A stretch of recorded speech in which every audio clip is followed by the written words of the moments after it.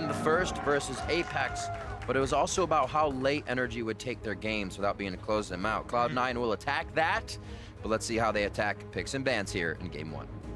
All right, right off the bat, Azir. Azir is NRG's most banned champion. They do not like giving that away, and I wouldn't blame them, especially against Jensen. That's one of the champions he has mastered, and he has been able to make the most ridiculous of plays with. Bard as well. Nothing coming from Smoothie there. They do choose Smoothie for this first game. That's very interesting because Smoothie is the support on Cloud9 who has played all of their Karma games.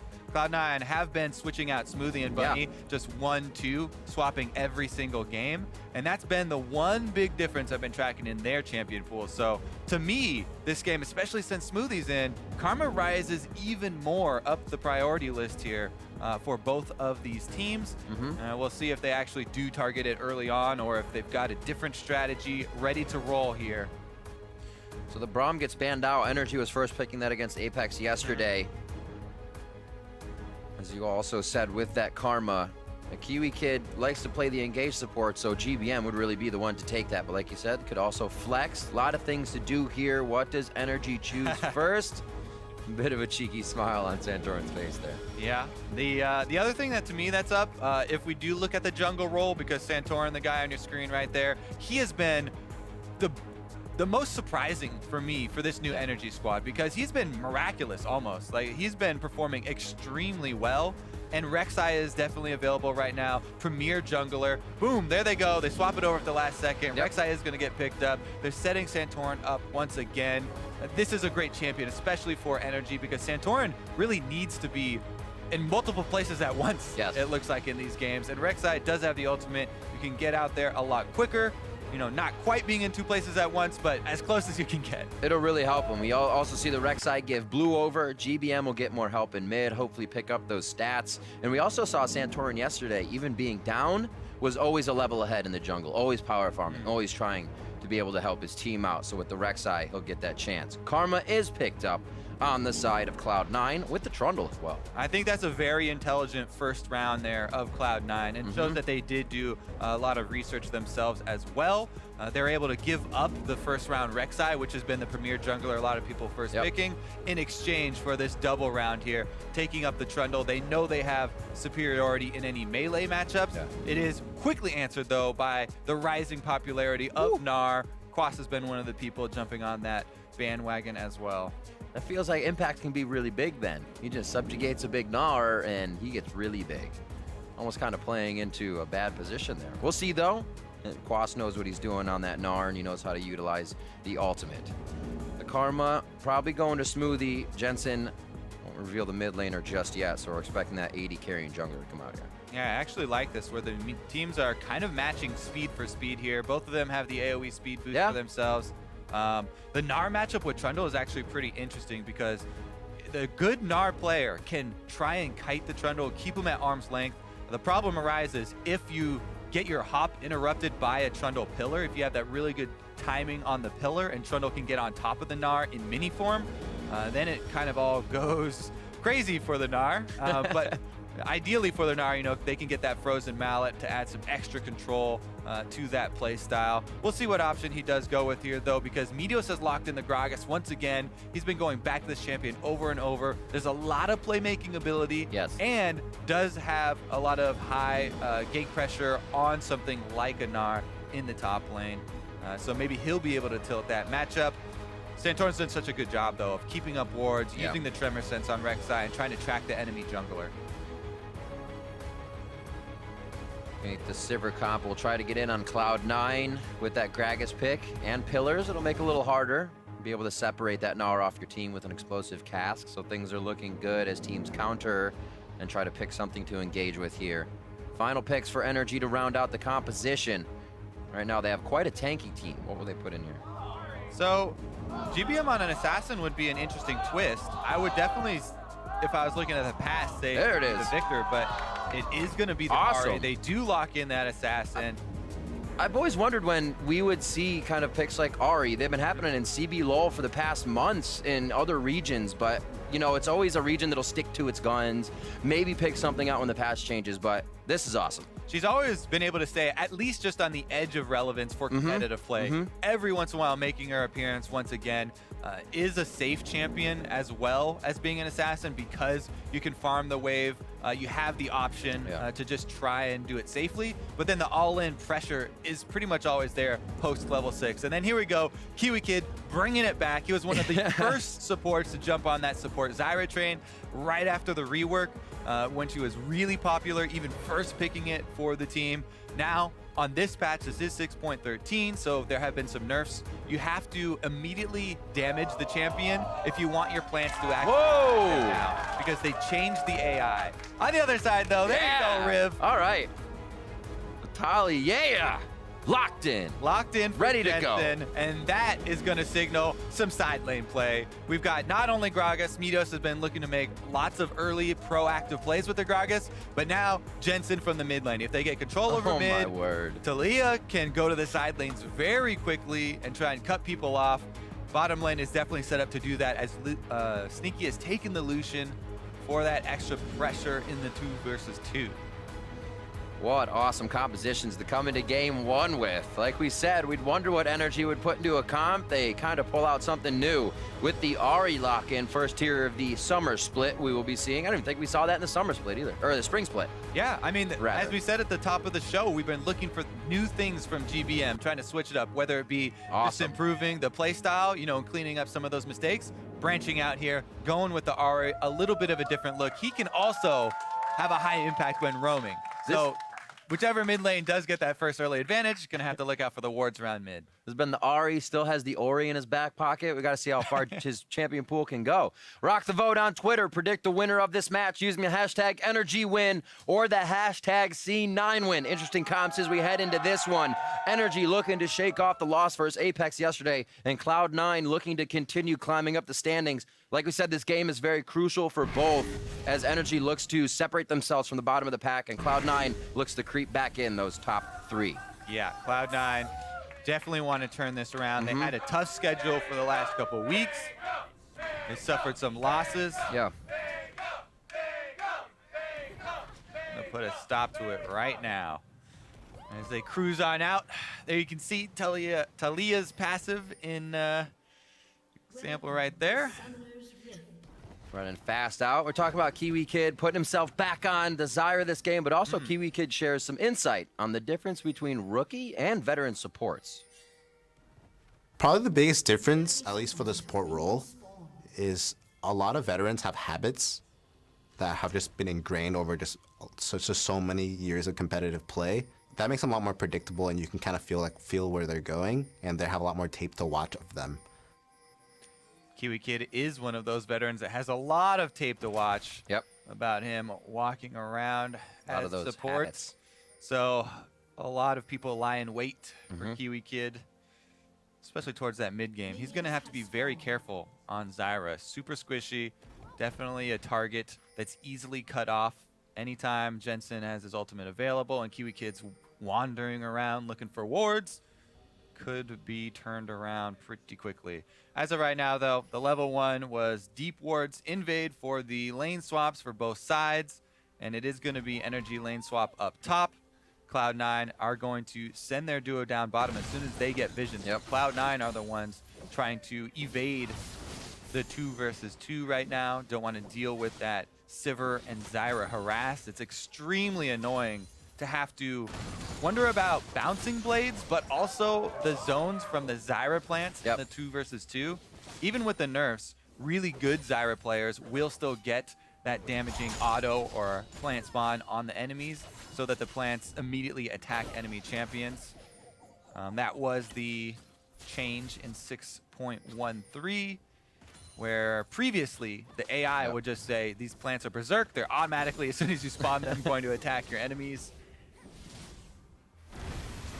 It is quite annoying to lane in that. As a support, you basically can do nothing about it, and you have to hope your AD carry plays very, very safe. So the swap just makes it that much easier. And Lucian being that short-range AD carry makes it hard for him to avoid the damage. Yep. Here come the teleports, though, on the first minion so that they can get the push down. Impact actually waits around for the extra experience of that 1-2 melees dying. He's still soaking up here. This is very, very risky for Cloud9. Yes, Santorin's not here right now, but he is on the way. So Impact soaks a little bit extra experience. Yep. Now he's going to teleport down to the other side. So he's been able to eke out a couple extra minions of absorb experience. Kiwikid was able to stop his teleport, I believe, because he just followed him there and probably was able to get the snare off to interrupt Impact's teleport. And Impact's staying up there because of it. Instead of walking down, he's trying to soak more, and he's delaying their tower take a little bit because the champions aren't attacking the tower now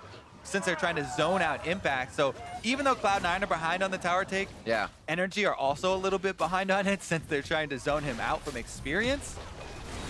A great game of back and forth. We saw mid lane as well. GBM taking a bit of a hit here. I think Meteos came through as on his way down. Now just unraveling some earth, working it around.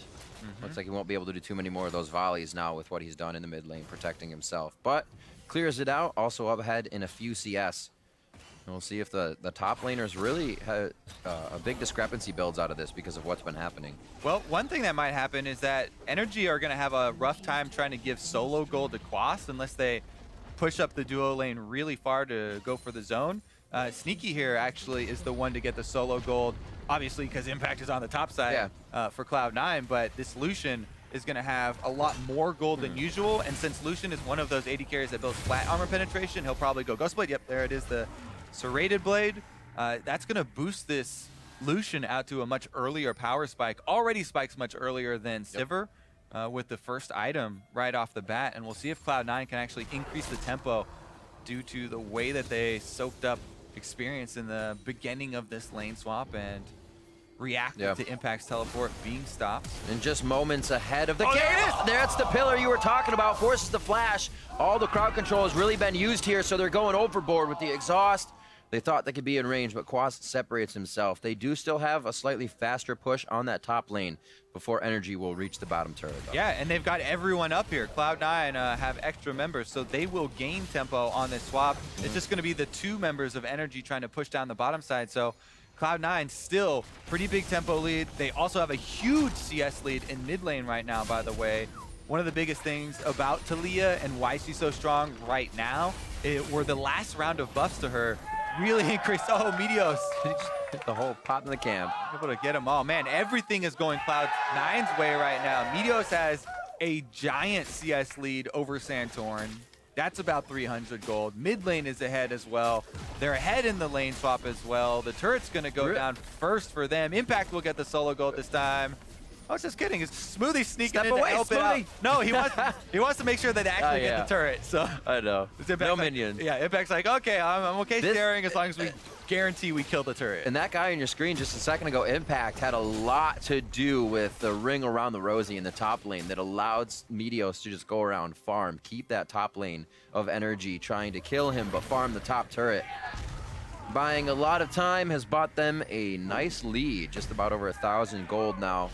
NRG trying to invade somewhat to get some wards down, stop this bit of a snowball by C9, and they grab the bottom turret. Yeah, and as the turret falls, the gold evened up a little bit, but Cloud9 with a pretty substantial CS lead right out of the lane swap. Mid and jungle really benefiting from this. Yeah. But yeah, as I was about to talk about, Taliyah, the cue for her right now, the threaded volley, is where a lot of the strength came from after the last buffs. She can clear waves pretty easily at the moment. Plus with the duration of that worked ground going down as well. It's actually a really quick cast. Those aren't the easiest things to cast as well. It's kind of takes like a Victor laser mechanic, but even a little bit more for the shove. Yeah. Meanwhile, Meteos, not only does he have the farm advantage, but now he's worked into the enemy jungle. He's got the early tracker's knife. He laid down a bunch of wards here in the red quadrant to allow this duo to push up. So they've got vision to support the plays they're going for here. They're just overrunning things right now, Kobe. There might be the second tier turret in the bot lane too, waiting for the rotations. Yeah, that defensive ward here from NRG might enable them to set up a sneaky play, except that Meteos' own wards, everybody's on a ward, but nobody knows that they've been spotted. So Meteos and Santorin. Oh, just missing the Soul Flare. Meteos very low. He's actually going towards the TP, and they try to kill him out. Meteos goes down with the explosive cask falling, trying to separate the team, and energy collapse very quick. Yep. Meteos had no idea that walking over to that brush, he walked over an energy defensive ward. And even with Santorin and GBM sitting on Cloud9's own, they make the collapse, they get the first blood. That gets them right back in this game, and our gold is evened out. Still have a pretty good fight squad. That was not having sixes as well for energy. You had the Sivir ults in there. They just acted fast. Good to see that they're not hesitating here, especially coming after a lost day. Coming in strong and confident against Cloud9. Still got a lot to work on in the CS and lanes. And a possible gank here in the mid lane. It's definitely going down, but are any of the champions? Impact onto Santorin, and he doesn't have Subjugate yet either. So it's kind of just the set of abilities and everybody walking away. Yep, and Cloud9 retain control here. They have a giant minion wave mid, so that means they can move down to Dragon. They're trying to clear out the wards as Kiwikid fights them over it. Healing back up. All right, so Ocean Drake going into the side of Cloud9. They're pretty nice. Not too much sustained on their team already, so this will be good. Yeah, definitely pretty much the best early game Drake, as it allows you to stay out on the map and capitalize on opportunities that present themselves. Always having more mana, always having more health and being able to back off will allow them to react a lot quicker. As of right now, though, NRG going to try and trade that objective, not give it over to free for Cloud9. Santorin's taking a beating on this thing. Quas has to tank it. It only has two more swaps here before it runs out of patience. I think they should be able to get it. He does have smite. He has smite, so. A little close for comfort, but they are able to get it. Glimpse of the Void traded over for the early Ocean Drake, and everything very, very close in this game. The difference right now is that Impact is pruning this wave in front of his turret, trying to keep this freeze. He doesn't have teleport right now, but it's coming up quicker than Quas is, and should be up in time to react to any sort of play that NRG try and make on the other side of the map to force Cloud9's hand. Meanwhile, down bottom, Sneaky split pushing here with the Lucian. This has been something Cloud9 have been doing a lot with Sneaky, the AD carry split push. And it was actually very surprising they were even doing it with Jhin, one of the most risky AD carries to do that with. It seems like they always have control around the map otherwise. Impact has pretty solid control in his lane. Jensen's been playing very well lately. And so he thought the pressure would go, as it were. Cloud9 gets hit where Jensen is. Cloud9 has a bad game. This time up some 30 CS already. Cloud9 still controlling the map. Time and time again, if Cloud9 have been able to isolate Jensen with the enemy mid laner 1 versus 1, Jensen just bodies them and earns, look at that, couple of shots hitting there and the Thunderlords for a huge trade for Jensen. This becomes the interesting part because while we know, we'll be all right. While we know GBM plays Ahri, he may not play that matchup against Jensen. So while we saw him get a kill earlier, mechanically played well to get Meteos, every time they're back to lane, it becomes difficult for him. Very interesting while seeing that, trying to take a different champion into game, especially when you have to go up against one you haven't seen. Yeah, the CS lead here for Jensen is definitely making up for the early kill, and just goes to show the power of Taliyah's minion wave shove at the moment. NRG moving into the jungle here for a little bit of counter jungling though. So you see, this is what I was talking about, trying to force on the other side of the map, knowing that Impact is freezing right now. NRG are trying to find a way to break that freeze and force his hand, because as of right now, Impact has earned that level lead over Quas due to the freeze, and Cloud9 are getting 3 lanes of experience and gold income from the minions, whereas NRG are only working off of 2 lanes of income. How hard does this actually make it for NRG to engage? Well, here it goes. They might actually go for a dive here. The problem is Taliyah wave clear. Once again, Jensen's able to annihilate the wave. That puts a stop to the entire last minute of NRG's gameplay. So it is hard. Yeah, very hard. They got the wards into the blue quadrant, and yeah, they stole away Gromp and Wolves. But Gromp and Wolves in exchange for about 3 minion waves that Impact has been able to soak up on the top side for Cloud9. Hopefully one of these charms can make it happen. Jensen still has the ult up. He can try to ride it out. It is just going to be the walkout. The shield from Smoothie there, along with his flash, both blown by mid laners. Actually, one, I'm sorry. That was a Spirit Rush and Ignite from GBM. Holy moly, yeah, that was close. Smoothie getting right in there at the very last second for the shield and speed, allowing Jensen to escape. Looks like we could have Sneaky coming over here, meeting Santorin in the jungle. They're trying to go second tier in on this. The siege wave, it's going to be cleared out by the explosive cast. C9 understands the power of this mid lane turret against the composition like NRG's. Once they break that last line, they can start running everywhere with this Sivir comp. Yeah, Cloud9 have done a really good job of defending this mid turret. Yeah. I mean, with NRG losing out on that extra lane to farm, a lot of the mid lane farm has started to go to OQ as Sivir's come over to mid lane. So you're seeing the CS difference between Jensen and GBM even grow in the mid game here because Sivir's making repeat appearances in the mid lane, you know, taking away mid lane farm, and now they're forcing them out and Jensen pushes it right into turret. This is one of the largest mid lane CS differences that I've seen in a very long time. At only 14 minutes here, almost 50 CS lead for Jensen. And with this, it's affecting the other lanes as well. We look back and Impact is still farming that top lane because more people are needed to help against Jensen in mid lane. More visits to help GBM. It's cascading to the rest of the team. We can see why so many teams put a lot of pressure on C9's mid laner. Yep, and you look at what else they're doing on the other side of the map too. Cloud9, they've made the call for Impact to start shoving that top side. They're preparing for this dragon. Now the Impact has a big wave pushing up top. You know, they can move in to get this vision.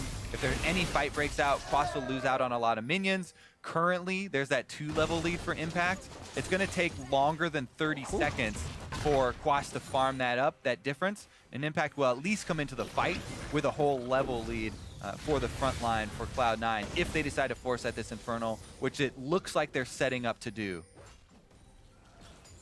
OQ, 15 minions of this wave. He really wants to get that call stacked. C9 is like, take it. We'll go up here and do Dragon. OQ's probably going to take that time to grab the wave with some ricochets. Taliyah could pick him right. Oh! Weaver's wall goes in right on the Kiwikid. The calling comes through as well. And there's no way he can get out of that. As soon as you mention it, yeah, Taliyah just jumps right for it. Jensen goes in, cuts off Kiwikid, and even though he misses, doesn't matter. Just hop off. You put the giant wall there, so can't walk anywhere. Doesn't matter if you miss the little seismic shove. And that's going to be kill for Cloud9 plus Infernal Drake. Just what you want heading into mid-game. Meanwhile, on the top side, though, NRG trying to strike back. They're trying to push on this top side.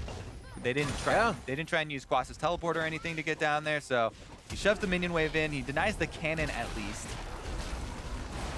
Oh, 2 versus Santorin 1 Impact. as well. That's subjugate onto Quas. He's just about to gnar out, but he may not want any of this still. Quas is going, or Impact going 2v1. Quas, I thought he was going to go back in. He chooses Ahri to run as Jensen is closer to the wall. He gets that passive, the flash engage. They're going to take down Quas immediately, and GBM picks up another one in the retribution kill.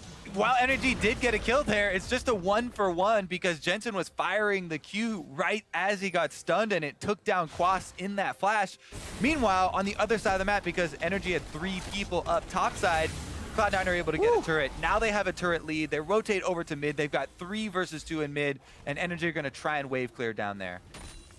That Titanic finished up by Impact quite quick with his CS lead, really turned the tables of a top lane matchup. And NRG, I'm happy to see that they're doing things. We keep questioning once they kind of go even against the team, are they going to be the ones to try something? And here they go actually a little too hard. Impact just runs straight up to Quas, ults him. Quas turns around and aggroes the tower as well. I think it took 2, maybe 3 tower shots there to get him to slow. And with the chase, yeah, Quas can get the flash ult to set up GBM. However, it's only a 1-for-1. Right. The volley's just out of range.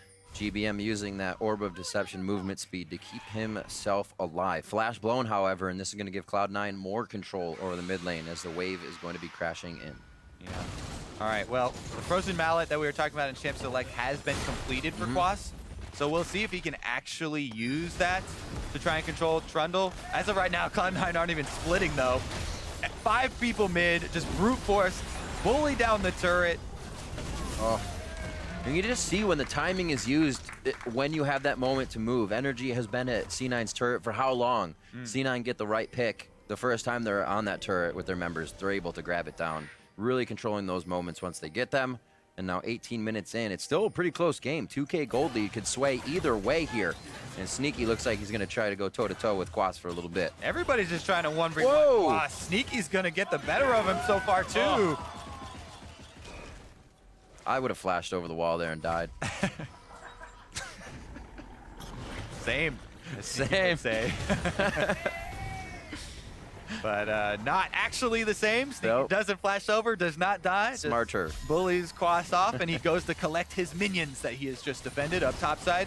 That's actually someone without teleport, though. So now it's up to Cloud9. They're in the same situation where they have to defend mid now. It's just that Taliyah's wave clear is so long range. That's so much safer, and he instantly takes it out. They're able to keep their mid turret upright. NRG, even with the Sivir coming mid, were unable to defend that outer mid turret, and Cloud9's 2-turret lead right now is there you go, is doing a lot for them. Not only in terms of the gold lead, but the map control at this point is mostly Cloud9's. This is not a safe space for NRG as they invade on Cloud9's jungle. Impact does have teleport. He is level 11. Level 11 is such a huge break point because that's the extra level in your ultimate. So if Impact came in right now, he would have a larger effect than Quas. Inhibitor turret ping on that bot lane. Impact running in. You said level 11, second ultimate for him. Quas knows he can't really approach too well. Meteos hovering down to get ward. So C9 kind of allows NRG into their jungle. They say, that's fine, you're going to ward. Now we're going to go back and push down mid lane when you're out of position. Yep. Just going to straight shove up and get a lot of damage on the turret as well. See if they can zone him off because everybody's collapsing here. Quas does have teleport as well. But remember, the teleport channel time increased on this patch, especially with Gnar having to worry about the rage bar to come in. It makes those initiations a lot more difficult. They probably need to wait for Quas's flash for him to be able to get the back line and get the double stun that they're looking for. Yeah, very conditional. You almost need to sneakily get the Gnar in, which is kind of hard.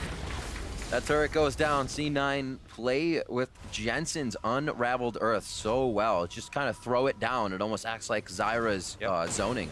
They just can't get in on it. Ridiculous amounts of zoning here from the Stone Weaver. And even with Sivir, who we always talk about, oh, this is the amazing wave clear from your AD carry, NRG are unable to hold on to turret after turret. Cloud9 increased the turret lead to 3, and it's really become increasingly difficult for NRG. Still a tenable situation, but it's very scary for them to go out and get these wards because NRG rely on this kind of half pick where they're looking for GBM, you know, and Sivir speed boost to sort of pick someone off guard and get the quick kill. They really are relying on these extra wards and the extra vision that they can do to set it up, whereas Cloud9 are just bullying as 5, focusing on the objectives and running straight through the lane. Love to get that team gold off of GBM for his 2-kill shutdown. We talked a bit about his KDA going to the wayside. 2-0-0 this game, trying to help the team carry through, but Cloud9 keeps pressuring down ult after ult. It's really whittling NRG down, and that's been the problem for them. They're not able to now stop a turret or live the Infernal Dragon. And especially, you can see it in Sneaky's play. He's so aggressive. He's going very, very offensively. Here's the Sivir speed boost, though. They're going in. Jensen flashes out. Santorin comes up a little early on that, and it looks like Impact's going to retreat. They say, let's just keep going out. Cut off now. Yeah, Weaver's wall goes out. Quas goes in, and a beautiful block off by Jensen as the team controls the area completely, surgically removing Quas from the map. When you teleport in on the other side for one of those pincer movements, you have to commit. The rest of the NRG team backs off. Now it's Cloud9 going for Infernal number 2. They pull it out perfectly as well. OQ gonna try for the long-range boomerang. Not going to work, and Cloud9 continue to troll the map. 3 dragons in their favor, Ocean and 2 Infernals. It's like if you had a pair of scissors, but one of them broke, it's just a knife now. Not a very sharp one at that, it looks like. Let's take another look at it, because Cloud9, Sneaky, I believe, oh no, Smoothie gets vision of it. So they know the teleport is here. Jensen early flash is great from him, because now, look at the presence of mind of Jensen. He immediately, as soon as he sees them retreat right there due to the ward they have in the brush, cuts off the 4-man team. They're waiting out here. You guys are not allowed in Cloud9 territory. They literally built the wall on Cloud9 territory right there across the borders. And they're unable to get in. And Quas is just murdered in Cloud9's side. Oh, man. The ward goes out, quickly cleared. They're looking for another kill. It's not going to happen. They back out of this. 23 minutes in, Cloud9 getting very close to one of these fights leading to a possible Baron or rush down mid lane. NRG, though, they do have a squad that can come through with quite a fight. Have to see if Quas can get in without C9 really seeing his entry. And it's almost too conditional for the way Cloud9 has a lead and they've been playing now. It's definitely difficult for NRG to force a play. Now that they've already failed one, the gold lead is also going to start to show itself in the items completed here for Cloud9. And now it makes it that much more important for NRG to catch Cloud9 off guard with a numbers advantage. If they have an extra champion at the very beginning, you know, or if GBM's able to snag someone and they can burst them down before C9 react, that's what they're looking for to get back into this game. It's so difficult to do against a Gragas disengage as well as the Karma support speed boost, allowing people to get out of danger.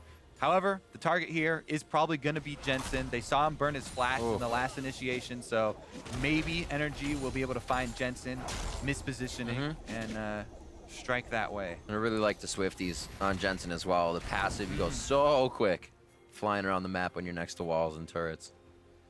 So he'll be approaching every fight with the team. Also, 2-level lead on GBM, a 2-level lead from Impact onto Quas. It's almost NRG has to buy a little bit more time for themselves here as the minion waves crash in. I don't know if Cloud9's going to give it that time to them, though. Oh, just on the heels of Sneaky. Looks like he could get himself into danger, but stays safe. Cloud9 being very patient right now, but they're just looking for the first opening. We saw the red take on the bottom just a few minutes ago, and they're just creeping through the jungle looking for that pick. Very, very dangerous stuff here for NRG. They have to tread cautiously. Quas is going for it, though. He has GBM, so they're trying to kill Impact and to be able to react to the top side. Here comes Jensen, though. Impact's already full health after a few hits. Gotta be very careful here. Jensen flies in, starts to work the ground a bit, and they are moving off. Looks like Meteos could try to cut them off. It's gonna be GBM as well at Tri-Brush. One Spirit Rush is off as well as he closes the gap. And it looks like he's gonna have those to wear off or get out. Quas goes for the ult. Once again, chased down by the team. GBM gets held up here, and he's got a flash. His Spirit Rush wears off completely. This has ult too. Nobody's gonna come over from the top. I think Sneaky might try to, but they already have control of that mid lane turret. He's able to keep him range with the cask. I don't know why I doubted him keeping GBM in range. And it looks like NRG's doing all they can now to protect that mid lane turret. Yeah, meanwhile, Sneaky and Smoothie, they're able to apply pressure 2 versus 3 and stay safe due to Karma's disengage and the mobility inherent in Lucian. Just everything going right for Cloud9 in this game. Off to a very good start in the series. 26 minutes onto the first inhibitor turret, and it is dropping very fast. A dominating force right now. All 5 members standing tall inside the base of NRG. Cloud9 looks to head out. The Mantra Karma Shield completely safe. And NRG now picking up the shambles, trying to fix this, hopefully getting a fight on the next Cloud9 entry. The objective focus paying off so heavily for Cloud9. Plus, Jensen being able to roam down here, answer GBM. Even though GBM gets the first half a map as far as walking down there, Jensen, ultimate, boop, I'm here. And Quas was already losing the 1 versus 1 with Impact. So once they even the numbers, NRG just have to run. They're trying to scramble here, but as you can see on the mini-map, Meteos has been heading over from the mid lane. 2 versus 1 here on Quas, and he's not able to get anything done. GBM hovering around because he wants to be able to get in there and support him, but it just ends up meaning that Meteos can catch him out. Was holding the ultimate this entire time, making sure that he was able to hit it, and that GBM didn't have, you know, any extra dodging space. On the charm, too. Would have allowed GBM to get some extra distance there. Persistence pays off, though. Cloud9 find their Fox And now 5-2, 27.5 minutes in. We get all of NRG backing on that top side. Get some items finished up here. About 1,500 to spend on Santorin. Kiwikid just spent about $1,000 himself. So finalizing that Haunting Guys and some boots. Hopefully he can provide enough damage for the team to really change Cloud9's mind. But after they're taking down these turrets quite easily, they know they have good distance between them and NRG, and it's time for the objectives. Scuttle Crab being there doesn't deter Cloud9. Nope. They walk right over the buff. It will alert NRG that there's no bait in operation right now, though. Ocean Drake is coming up, but if NRG are the ones who decide to try and go sneak it, then Cloud9 could just do Baron. So it pretty much means that the map is free for Cloud9. They can walk down whenever they want to start it up. And then you can see Impact is getting deep wards to see if there's any approach that Cloud9 can try and cut them off from. Because Jensen has the ultimate once again. Meteos can get over there to capitalize and knock someone over the wall as well. Cloud9 pick up Drake number 4 as they head up to try and defend their wards around Baron. Cloud9 dropping that security web just before they left. They have actually all the knowledge of NRG heading into here, but they don't want to take the fight actually since Summer backing. C9 plays it safe, and they just try to rinse and repeat here. They get one turret down in the bottom lane, don't change the strategy, and they will come back for the next. 3 core items at least on each member to still some components for NRG looking for second and third items. Yeah, it's very apparent that Cloud9 have full control right now. Sneaky not only is Sneaky on Lucian and going the build that peaks in power much earlier than Sivir crit build, but he's got an extra item to boot. So definitely going to add much more than OQ can in the team fights. What a crazy matchup as we did kind of look at that mid lane back and forth. We mentioned pressure on Jensen, but wasn't much. He's 100 CS up now on GBM, 29 minutes in. He has been They're starting Baron also. It's burning it down. I wonder how that works with the Azir ban. Is that a Taliyah ban coming through now? Only changes things. The Baron fight could change even more. The Unraveled Earth keeping NRG out just for a few more seconds. Yeah, you got to be really scared of it because not only can Jensen pop you over it with the skirmishes, but Meteos can pop you over there with his ultimate as well. That's very true. So many options that Cloud9 has to activate the ultimate or initiation, if you will. Look at the Nexus. It's dying to super minions coming in from the bottom, and Cloud9 just move in. They don't have to take Baron. They can just bait NRG out of their base long enough. The wall. It's oh my word! So many uses for the wall coming in. Jensen blocks off NRG from getting over to the inhibitor, and they take it down as they wave goodbye and exit the base. Just so much control, and even though it's a new champion, Jensen's shown playing right to her strengths, relying on minion wave control, you know, roaming over to the side lanes, cutting off the team when necessary multiple times where the ultimate was able to cut off the rest of NRG and deny them from joining in an important objective. Here's another important objective. This one is free over to Cloud9. No attempts from NRG as they have 2 inhibitors down and they're bottled up inside their own base. Cleaning them up. NRG, it's kind of the same thing here. History repeating itself. They've been trying to share minions for quite some time. Ever since we really saw Impact giving NRG a hard time in the top lane and Cloud9 grabbed maybe a 30 to 45 second lead in taking that first turret. Maybe it was just 30, but that 30 seconds has just mounted to so much now, being able to get to lanes quicker, waves quicker, and like you said, the manipulation of those waves has played into Cloud9's favor all game. Closing in on the base, the last and final inhibitor now. NRG looking to kind of sideswipe this one, come in with the initiation, but there's too many minions. No charm can come in. It can't be Santorin flying through because there's also too much damage to follow up on the front end from Cloud9.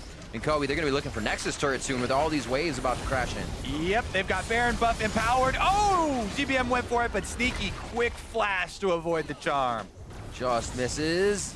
Orb of Deception as well. They can't even get any of this poke damage in while using their ultimates. to get in and out of range. Kiwikid stepping up front as well to see if he can get a good grasping roots, but nothing gonna work.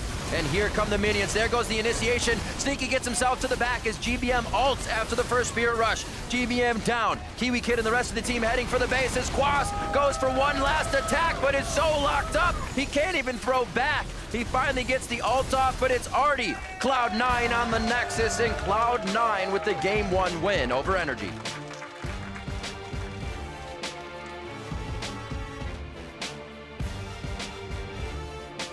And what a convincing win at that. Cloud9 looked very calm through that game. Yeah.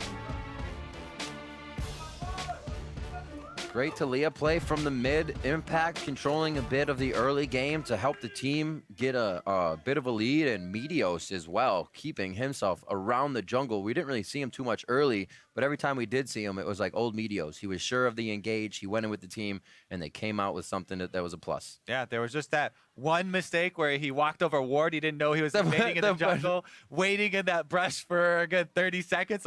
I got these guys. They'll never expect it.